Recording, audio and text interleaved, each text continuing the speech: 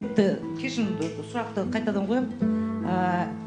Әскентай Дарханды Шерзат не үшін соқты? Енді екеуміздің арамызда жаңа кіріп шығып, бұл мазаны алып жүрген кезінде, кейін соны бала сөйтіп түсінді деп ойлаймын да, енді кіріп шығып жүрді, бөтен адам, тағы да дөректерді жаңа телефонын зарядке қойып бер дегені, өз еріксіп жаңа кіріп шыққан ұнамады деп ойлаймын.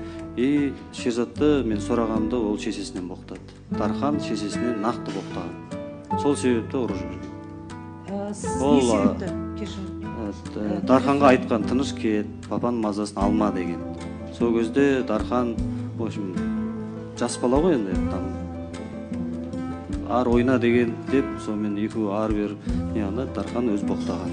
Содан төбелес шықты. Енді мен былай ғой, қазір мына жерде азаматпыз ғой бәріміз. Шешесінен боқтаса бәрі қарап тұра ма?